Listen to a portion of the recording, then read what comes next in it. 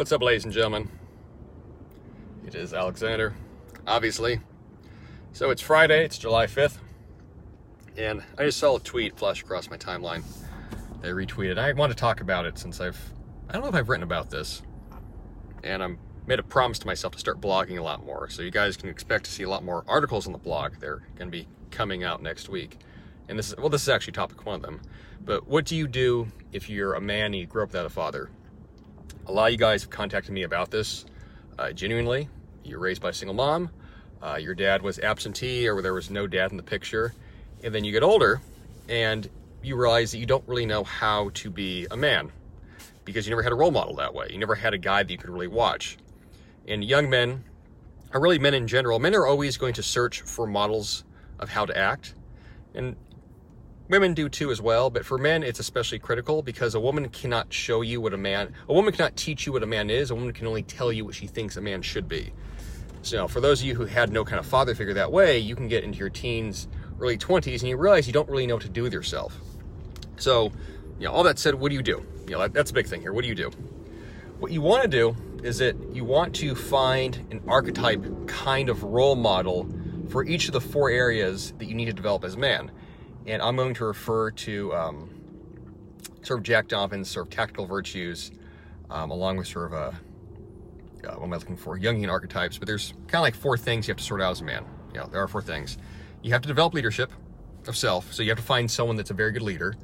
You have to find someone that embodies strength. You have to find somebody that embodies entrepreneurship and business, that knows how to make money. And you have to find a man who embodies good relationships.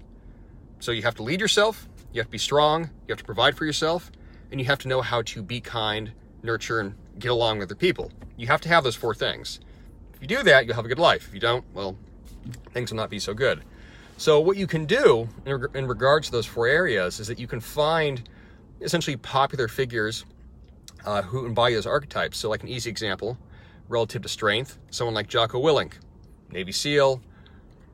Is there a fictional place for role models? There is. But I think it's good to use real men because you can hear them speak, you can study their lives, they've lived out their qualities. So someone like Jocko Willink, he's a Navy SEAL, obviously, discipline is freedom. That's a very good archetypical role model to follow for men. That's a great guy to follow. He's awesome. Love Jocko, that's great. He's a great guy. Someone that can be good to follow in regards to knowing how to have good relationships. Jordan Peterson, he's older, he's a grandfather. Obviously, probably most of you know who he is. What is the archetype he embodies? He embodies essentially being a father, grandfather figure. What do most of the guys learn from him? How to take care of yourself, but also how to have a good relationship with yourself and other people. So that's a good guy to follow for that. That's a really, really good guy. Good man. Someone that, let's say embodies leadership. That can kind of go for anything, honestly. So a good sort of leadership mentor for me has always been Mike Cernovich, whom some of you guys probably know. Why Cernovich? Because Cernovich is very self-determined in regards to how he lives his life. Nobody tells Mike what to do. Mike is not following someone else's script. Mike is leading himself and nobody else. He has made the decisions that way in regards to how he's going to live, what he wants his life to be like, and he's done a lot of amazing things. So like Cernovich, in my mind, is a very excellent model for personal leadership. Maybe not leadership of other people per se. He obviously hasn't put himself in that kind of role exactly, but certainly leadership of self. Absolutely. Did you dye your hair? No, that's maybe it's the sun. That's a funny question. In regards to someone like entrepreneurship, that could be sort of like a fuzzy one. What do you mean entrepreneurship being able to provide? I mean being a man who can create value, being a man who can make money, being a man who can bring about material abundance. That's fucking important. You don't want to be a guy who's poor, obviously. I don't think I need to tell you why you need to make money. Who's a good guy to follow for that? That's different. It's sort of a different area because you have to pick and choose what you're lacking in. For myself, a good role model that I had, sort of like a ghost mentor, was a guy named I'm gonna mispronounce his name, but Ramit Sethi. So he wrote the book "I Will Teach You to Be Rich," which is not really about how to be rich. It's about how to just not be broke, how to think about money. But when I was trying to get my financial life in order, that was a really good guy to follow. So I read his book, I read a lot of his writing, I got on his email list, which is all about finances. That gave me a model to follow. And I knew that he was living this stuff out. The role models that you pick, you want them to embody, obviously, their qualities that you're looking for. You don't want to follow men who say one thing but then live another. Yeah, that's it's both misleading, and it can lead to you learning false information, basically.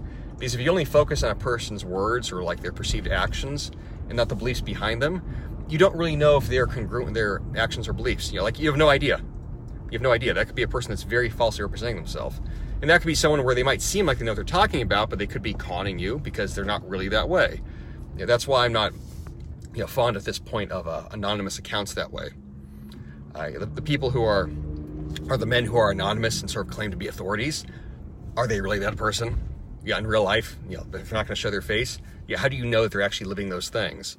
It's very easy to take a book, any kind of sort of wisdom book. You can take Stoic classes, Seneca, Marcus Aurelius, Cicero, Machiavelli. You could take Schopenhauer. You could take any kind of old book that a wise man wrote and take the words and put into your own words a little bit, and you can appear intelligent, you can appear smart. Is that really who you are? Is that really your life? Or is that another man's life that you're essentially borrowing his insights? You don't really know unless you can actually, like this, see the person. You have to be able to see the person.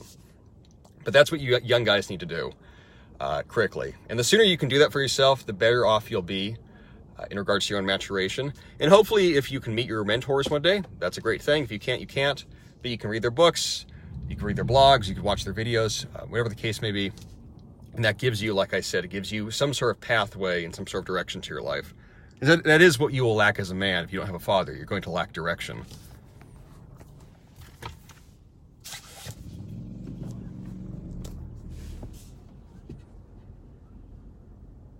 And that's it, guys. I will put this into a blog article, I promise. I'm tired as hell right now. Oh, I will check it, Geico, thank you. You're a beautiful man, thank you.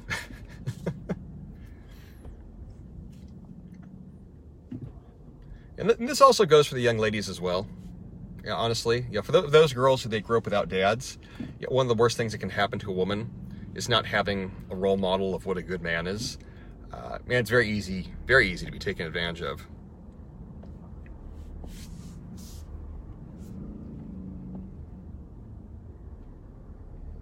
You see that played out in modern life today, actually, unfortunately.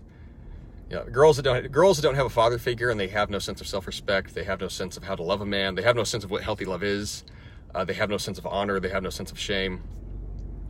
They don't possess any sort of wherewithal that way about themselves. And then exactly. I was about to say, they just get exploited. They always get exploited that way. Girls who grow up without fathers seek male attention in all the wrong places. Oh, absolutely. The thing you have to understand about women is that all women want to get attention, validation from men. Now, ideally, if a woman has a sense of chastity and honor and respect to herself, she gets validation from, let's say, high-value men. Men who are not just dogs looking for sort of sexual attention, titillation that way. But if a girl doesn't have that sense of self at all, she'll get validation from anything. Any level of guy. I told a young lady that today over at DMs. She sent me some questions about some social interactions she had. And I told her, I'm like, so long as you base your self-esteem on getting attention from low-value men, you're always going to feel shitty about yourself. That's not going to change.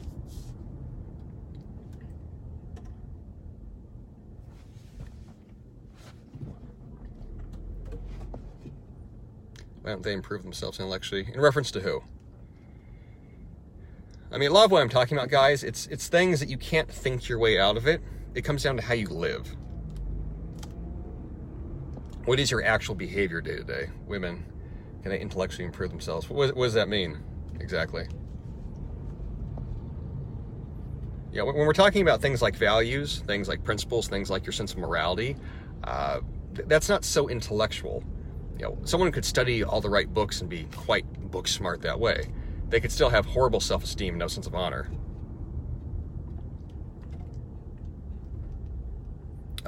Ideal hair length for a man. I really don't have a suggestion on that one.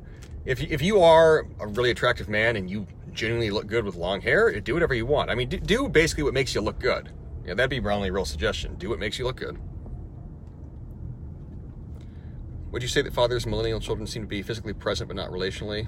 Yeah, definitely. I've made that point before, and this is why I need to start writing this stuff, like, you know, having it in a place for people. But something that doesn't get accounted for enough is that modern families of the last probably about 100 years, the father's always out of the house when he's working. So most children never grew up actually seeing their father work.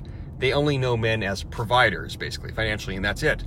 Now, maybe you had a great dad that was there for you, or maybe you had a dad that paid for all your shit, basically, but he was never actually around. He was never actually around. So you really don't know what a dad is. You just know that it's a man who pays for stuff. And you see it with young women today, sort of like this, like the phenomena of sugar babies and women wanting sugar daddies. You know, what are these girls looking for? They're basically just looking for a man to pay for their shit. Yeah, and ironically, they'll treat those men better than regular guys, and they'll do sexual favors for them, obviously. They'll have sort of this sexual financial relationship. Yeah, but is that healthy? You know, would you deem that sort of a healthy relationship model? No, of course not.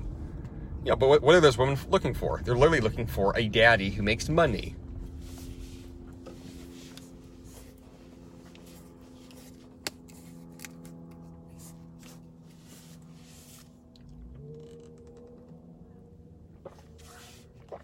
I mean, most women think mental space is for men only. I don't know what you're asking at all.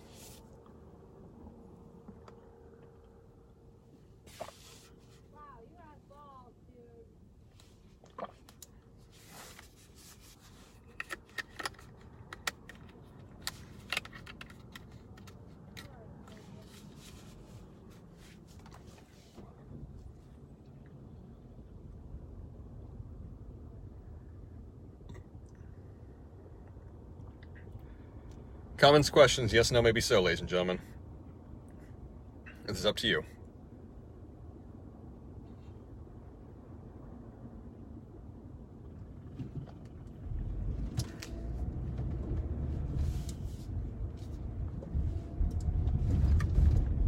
What's your personality type? According to Artful, according to Adam, it's ENFJ. So whatever that means. Extrovert, intuitive, sensing, judging. Yeah, is that milk you're drinking? Yeah, it's lactose-free, high-protein, Fairlife milk. It's really good post-workout. Feeler, judger, yeah, there you go. Extrovert, intuitive, feeler, judger, yep.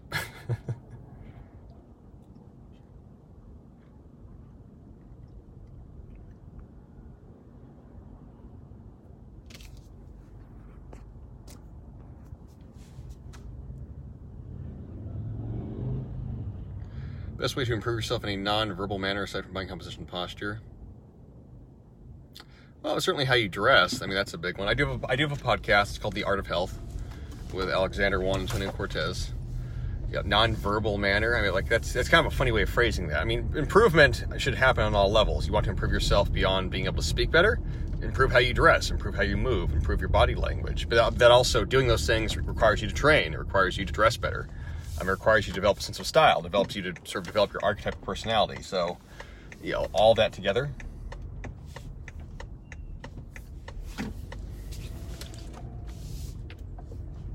I say style as I'm wearing this workout hoodie.